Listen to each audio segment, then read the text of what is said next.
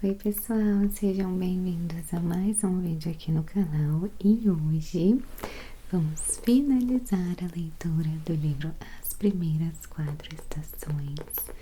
Esse livro maravilhoso que fala sobre maternidade, tá sendo incrível ler ele ao longo da gestação.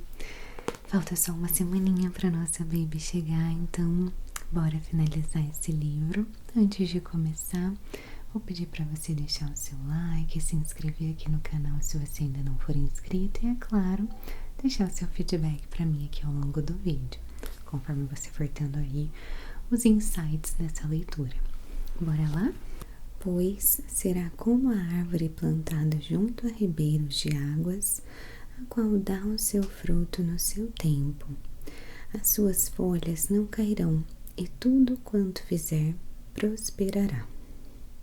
Salmos 1:3. Capítulo 12. Frutos da estação. Antes de os bebês completarem 1 ano de vida, decidimos nos mudar para uma casa maior. Eu e o Rafa amamos plantas e árvores, então a primeira coisa que notamos ao visitar essa casa foi a presença de uma jabuticabeira no fundo dela. Assim que chegamos no quintal, o Rafa foi rapidamente em direção ao pé que estava lotado de jabuticabas para comer uma. Para sua surpresa, todas as jabuticabas estavam estragadas. Como a casa tinha ficado muito tempo fechada e ninguém colheu aquelas frutinhas, elas acabaram estragando. Uma pena. Era uma jabuticabeira cheia de frutos que já não serviam mais, pois havia passado o tempo de colher. Em alguns lugares, a estação do outono é conhecida como a estação da colheita. As folhas caem e alguns frutos também. Mas é tempo de colher. E isso é um processo natural. Não temos controle sobre ele. E acontece de forma totalmente orgânica. Da semente que cai na terra, surge uma planta que futuramente, no tempo correto, dará os seus frutos. Esse processo se assemelha muito à maternidade. Chegando no final desse primeiro ano de vida dos bebês, eu me notei uma mulher diferente daquela que tinha engravidado de 2 crianças quase 2 anos atrás. Percebia frutos em mim que iam além da minha capacidade materna. O Espírito Santo havia feito um trabalho gigantesco dentro de mim durante essas primeiras 4 estações. De vez em quando eu vou retomar o fôlego aí. Em contrapartida, por muitas vezes eu pensei que a maternidade estava apenas revelando o pior de mim. Afinal, viver no limite do cansaço e da privação do sono pode ser realmente muito revelador. Ao observar que isso poderia acontecer lá no início da maternidade, eu coloquei diante de Deus o meu desejo de que Ele me ajudasse e me moldasse durante esse tempo. Eu não queria me amargurar diante da solidão materna, nem idolatrar os meus filhos, muito menos deixar de ver outros sentidos na vida além da maternidade. Eu queria ver esse tempo como o Senhor o vê. Tá ficando cada vez mais difícil. Depois dessa oração, diversas vezes me deparei durante algum momento desafiador com os bebês, cantarolando internamente uma música que aprendi quando criança no coral infantil da minha antiga igreja. Essa canção é um versículo cantado que diz assim: mas o fruto do Espírito é amor, alegria, paz, paciência, amabilidade, bondade, fidelidade, mansidão e domínio próprio. Contra essas coisas não há lei. Gálatas 5, 22-23. Quando o que mais me faltava era alguma dessas virtudes, o Espírito Santo me levava a cantar essa canção. Este versículo, inculcado em mim quando muito pequena, encontrou lugar fértil em meu coração já na vida adulta. No contexto desse versículo, em Gálatas, Paulo nos fala sobre como nossa vida espiritual é uma batalha entre o bem, o espírito, e o mal, a carne. O espírito abomina as obras da carne, e do outro lado, a carne rejeita tudo aquilo que o espírito traz. O fruto do espírito, diferentemente de outras virtudes que podemos adquirir por nossas. Ai, que sufoco! O fruto do espírito, diferentemente de outras virtudes que podemos adquirir por nossas próprias forças, é uma obra completa da pessoa do Espírito Santo. Isto é, ele é o resultado natural de uma vida de busca a Deus. O fruto do Espírito não é mérito de bons pais. É um presente diretamente do Espírito para pessoas dispostas a aprender com ele. Por mais que mencione 9 virtudes diferentes, o apóstolo Paulo coloca o fruto do Espírito no singular. Isso é porque essas obras do Espírito não caminham sozinhas. O fruto do Espírito é um caráter aprovado diante de Deus, e para isso há uma junção de virtudes. Não afirmamos que alguém tem um bom caráter somente por ser alegre ou por ter domínio próprio, mas sim quando podemos enxergar um conjunto de virtudes. É como um cacho de uva. O cacho é o fruto do Espírito, e as uvas são as virtudes, e ambos crescem sempre juntos. O pastor e teólogo Augusto Nicodemos diz em um dos seus sermões que cada uma das virtudes listadas sobre o fruto do Espírito Santo é o amor sendo representado de uma maneira diferente. A alegria é o amor se regozijando, a paz é o amor em repouso, a longanimidade é o amor exercendo a paciência. A benignidade e a bondade são o amor fazendo bem ao próximo. A fidelidade é o amor cumprindo a sua palavra. A mansidão é o amor suportando as ofensas. E o domínio próprio é o amor se controlando. Quantas vezes eu clamei por paciência no meio da madrugada, enquanto algum bebê fazia birra no berço. Ou pedi por um lar de paz, mesmo em meio a uma casa bagunçada e a pia cheia de louça suja. Nada melhor para nos ajudar na maternidade do que ter um caráter aprovado e virtudes que nos farão passar por essa fase de maneira frutífera. Que descanso é saber que podemos obter isso não por mérito nosso, mas através do livre acesso que temos a Deus. Ao entendermos o fruto do Espírito como um cacho, queremos degustar junto com você cada uma dessas uvas. Enquanto passarmos por cada um dos frutos a seguir, pare para pensar como ele deveria nascer na sua vida como mãe e na vida de seus filhos. Amor. Eu acredito que para a maioria das mães, experimentar o amor da maternidade é provar um amor que antes era desconhecido. Pelo menos foi assim para mim. Ao segurar os meus filhos no colo pela primeira vez, tantos sentimentos indescritíveis passaram em meu coração. Por incrível que pareça, com o passar dos dias e quase um ano depois daquele momento, parece que o amor se multiplicou, é mais forte do que nós mesmas. Quando mais nova, várias vezes eu ouvi alguns pais dizendo que podiam entender melhor o amor de Deus ao se tornarem pais. Aqui em casa aconteceu o mesmo. Como podemos amar um ser que algumas vezes não nos demonstra amor, ou mal nos conhece? Como é possível mantermos o amor quando os nossos filhos tomam caminhos que desaprovamos ou quando não ouvem os nossos conselhos? Que amor é esse que, se preciso, daria vida por alguém? Esse é o amor de Deus. A Bíblia diz que podemos amar porque Deus nos amou primeiro.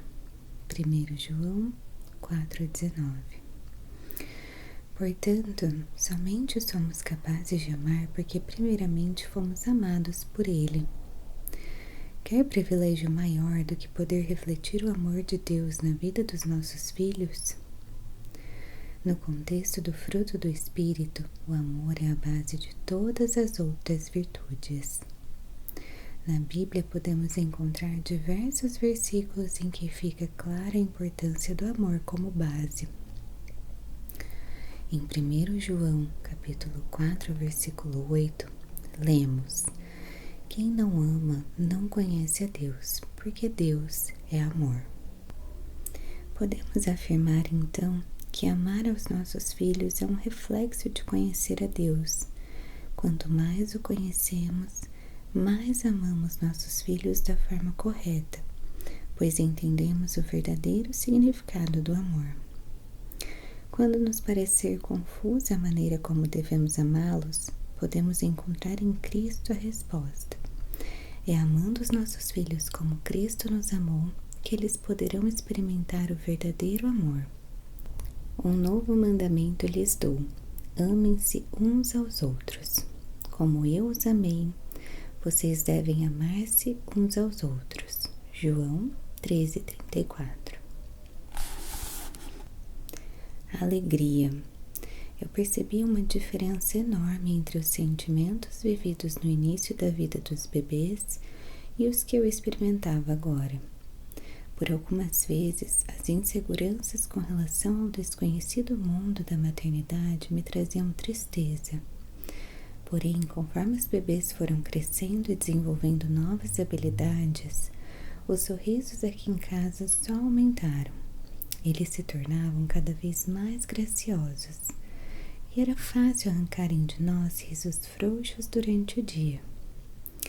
Ainda assim, a alegria que vem do fruto do Espírito é uma alegria diferente dessa que experimentamos em situações maravilhosas com nossos bebês. Provérbios 14:13 diz: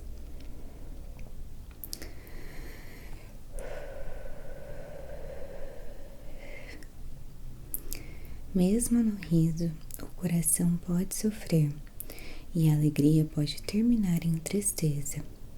A alegria que sentimos baseada nas nossas circunstâncias é totalmente passageira, mas a alegria que vem do Espírito independe do momento que estamos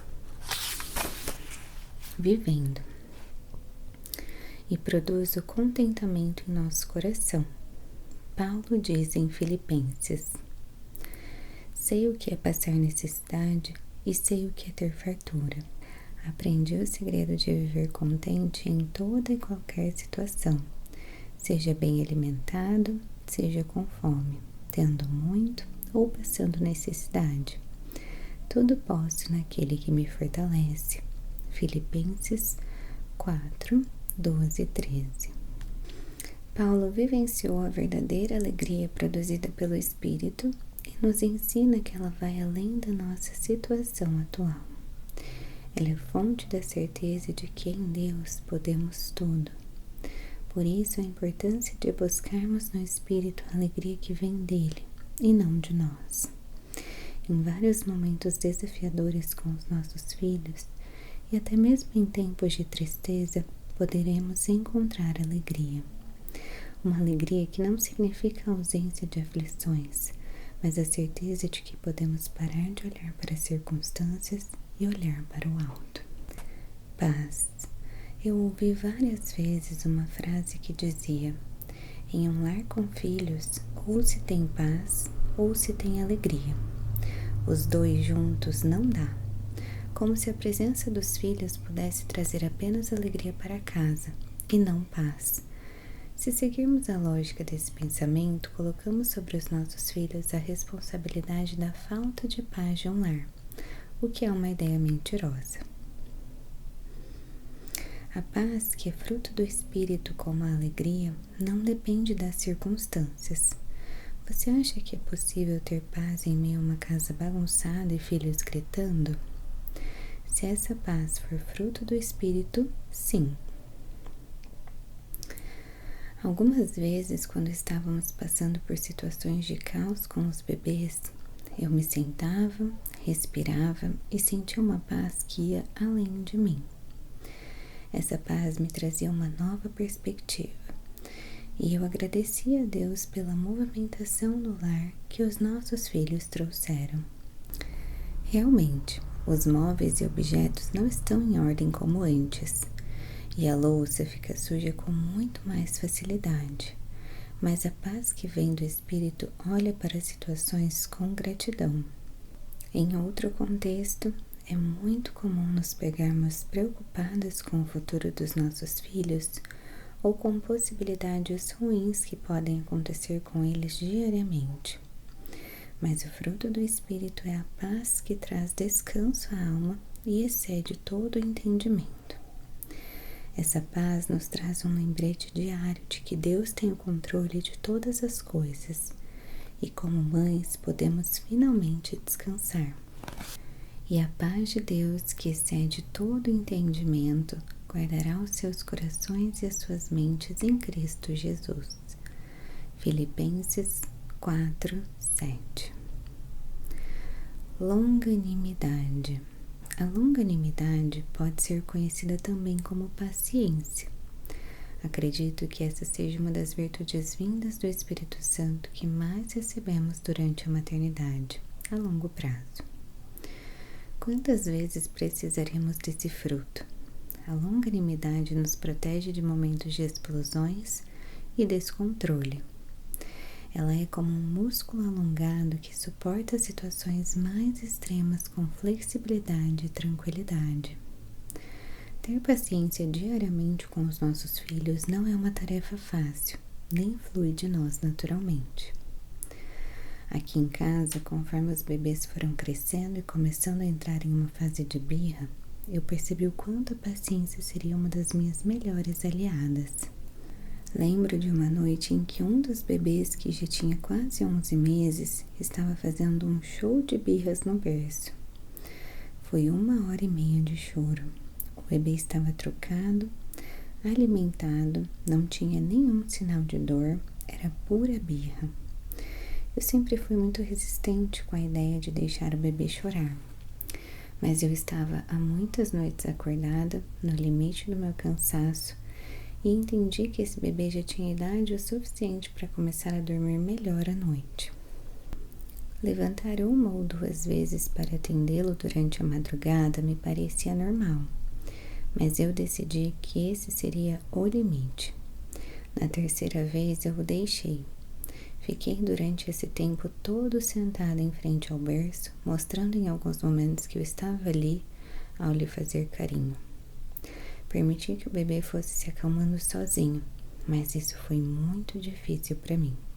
Não por eu estar com dó, já que eu sabia que nada estava lhe faltando, mas me vinha uma vontade muito grande de perder a paciência, chamar o Rafa, pedir para ele intervir e ir dormir. Na manhã seguinte, o bebê acordou risonho e nas próximas noites dormiu o tempo inteiro. Não sei qual foi o segredo, mas fiquei muito orgulhosa de não ter perdido a paciência.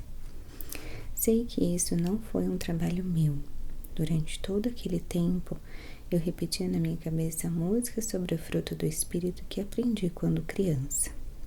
Quando temos consciência de que a paciência é o melhor caminho a ser tomado e que perdê-la só prejudica a criação e a educação dos nossos filhos, a jornada fica mais fácil. Como o teólogo do século IV, Efrem, o sírio,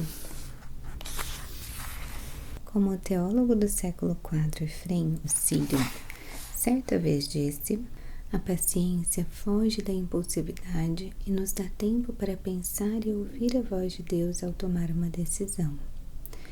Isso é uma arma poderosa para nós como pais no dia a dia. A paciência também é resultado de um coração que confia em Deus plenamente.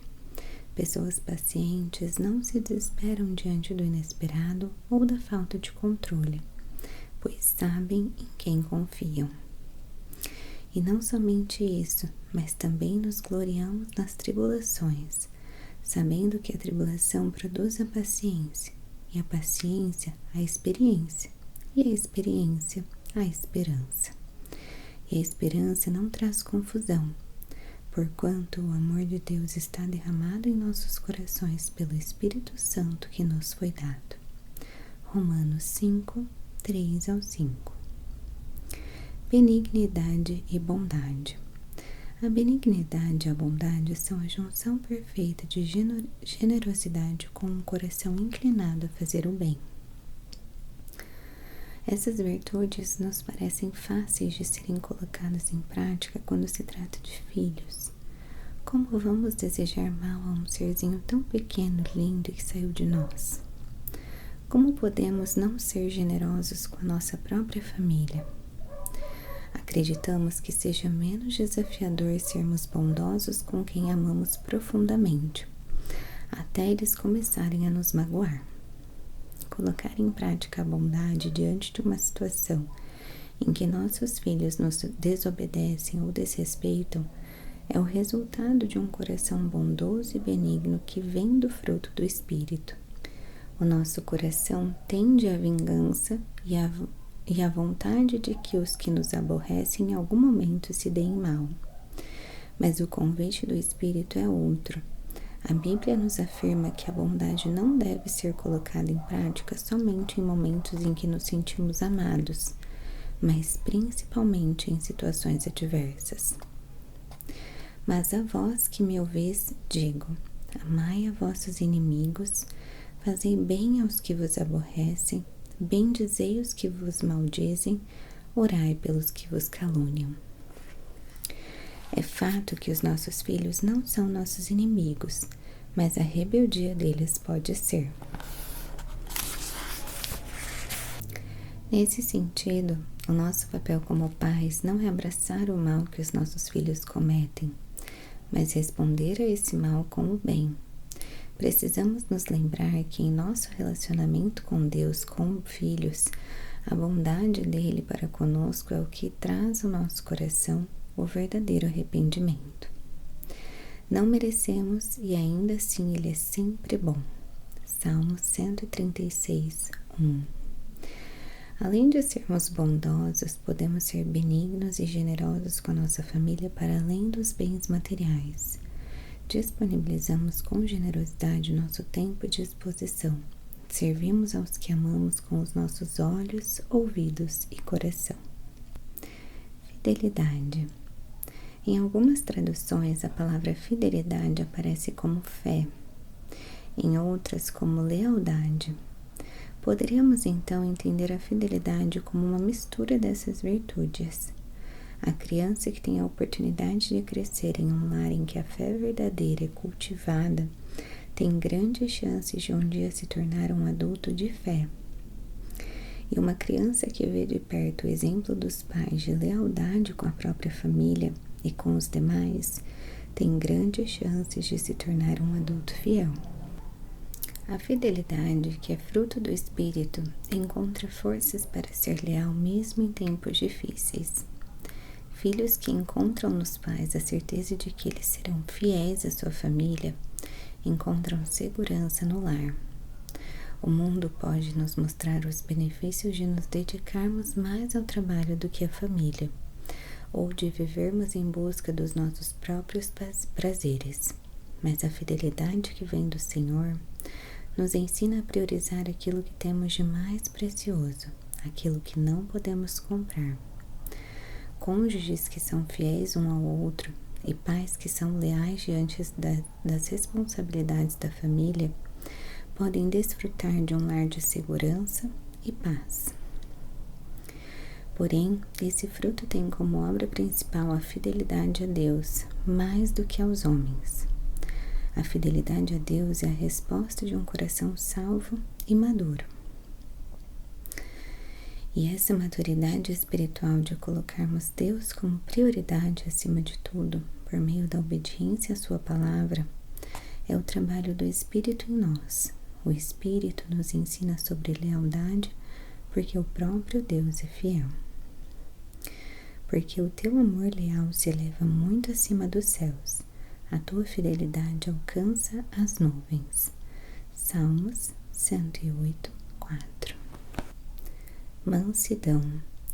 A mansidão, também conhecida como brandura, É uma das virtudes menos destacadas no mundo em que vivemos hoje. Uma pessoa mansa pode ser vista como alguém com sangue de barata, ou uma pessoa que não toma atitude diante das situações. Em uma sociedade em que somos incentivados a tomar a frente de tudo e assumir o controle da nossa vida, a mansidão pode ser vista como covardia e fraqueza, mas não é o que a Bíblia nos ensina.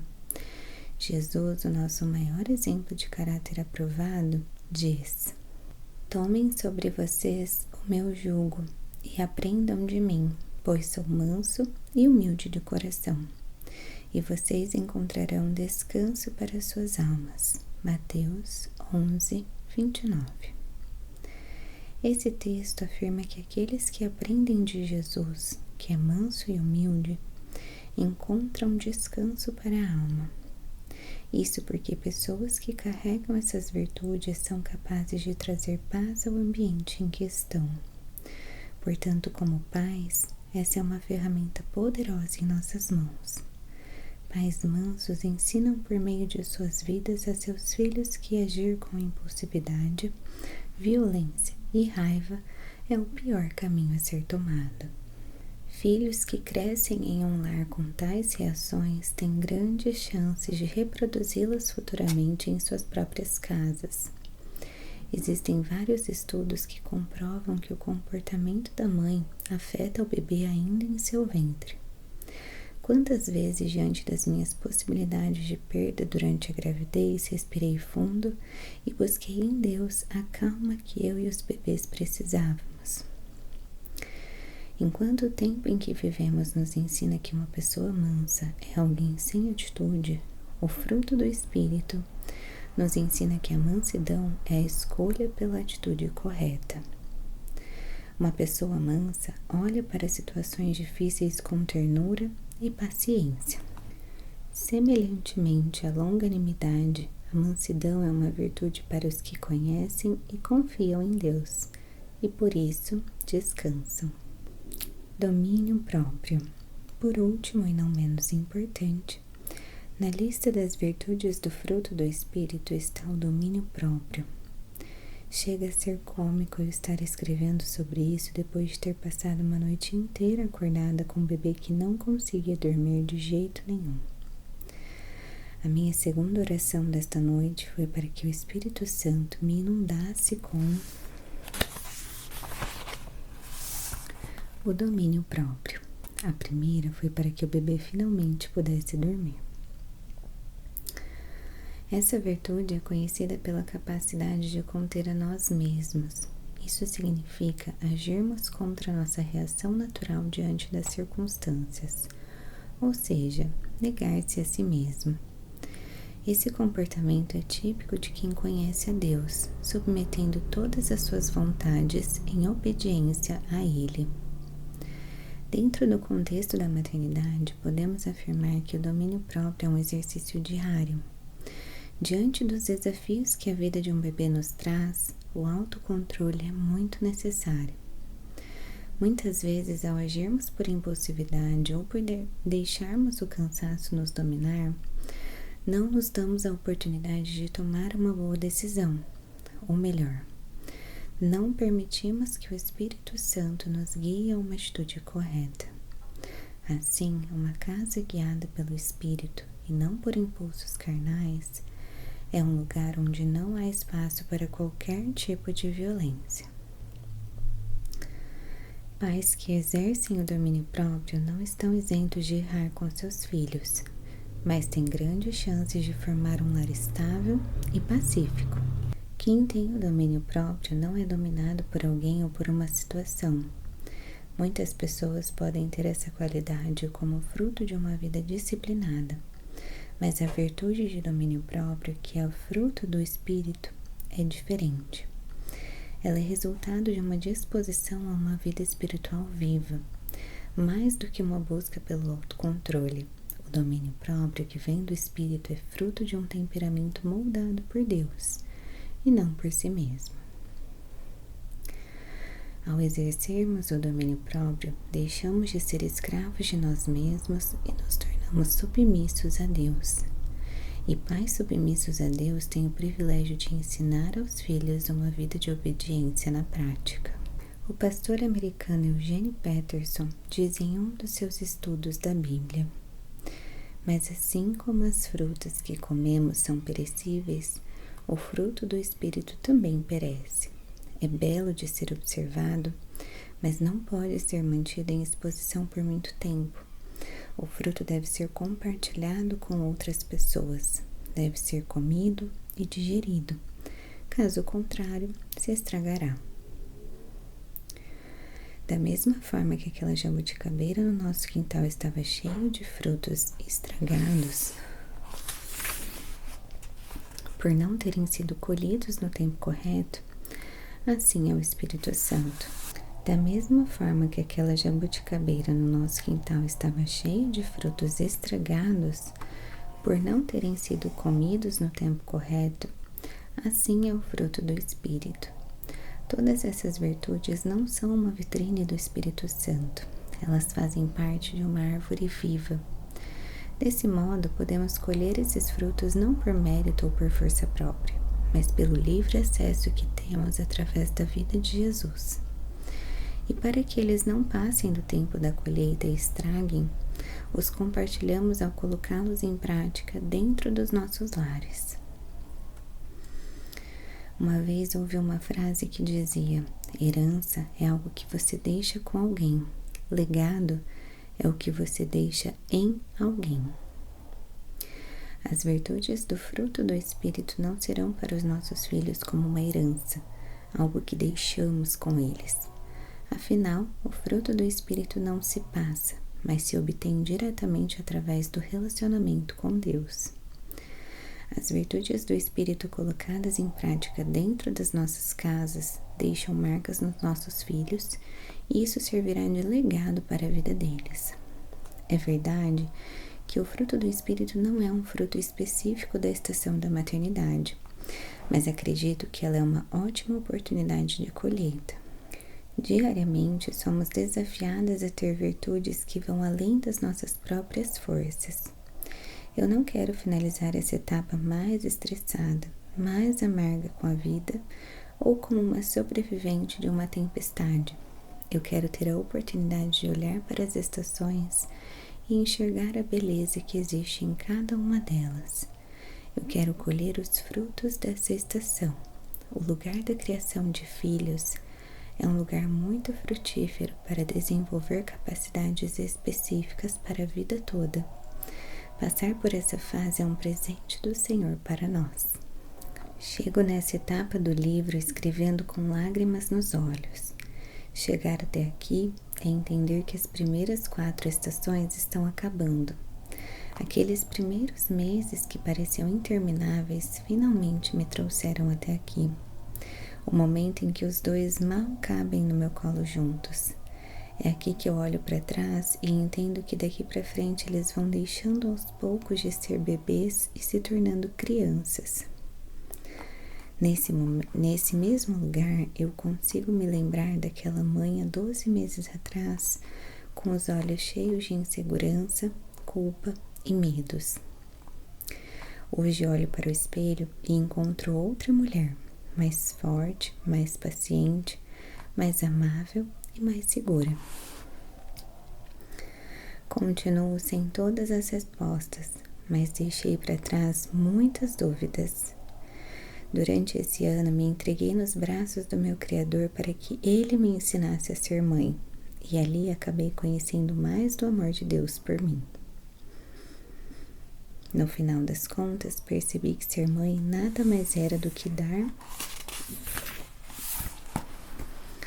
e ensinar aos meus 3 pequenos um pouco desse grande amor que a vida toda recebi. Aqui, sentada no sofá com um dos bebês no meu colo e outro dentro do meu ventre, olho lá fora e vejo o Rafa com um dos gêmeos embaixo do pé de jabuticabeira. Eles tiram juntos as frutinhas do pé e comem. O Rafa o ensina a descascar e a desfrutar do fruto. Eu quero congelar essa cena e ficar nela por algumas horas. Me emociono. No fundo do meu coração me vem a certeza de que um dia eu vou sentir muita saudade desse exato momento. Que bom poder vivê-lo. Que privilégio é ser mãe. Que venham as próximas estações.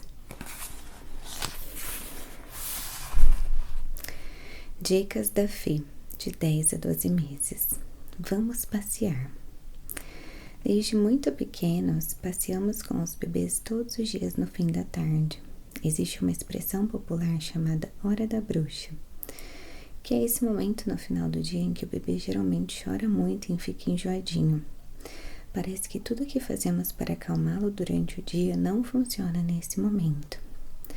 Desde recém-nascidos, percebemos que os nossos bebês tinham essa tal hora da bruxa e decidimos incluir nesse horário o passeio fora de casa. Inclusive, é incrível a quantidade de pais que se pode encontrar na rua no fim de tarde com seus bebês. Parece que está todo mundo buscando algo para acalmar o seu bebê. Geralmente, nesse momento não oferecemos nenhum estímulo para os bebês, nem mesmo conversamos com eles. Procuramos deixá-los quietos no carrinho, passeando e observando tudo à sua volta.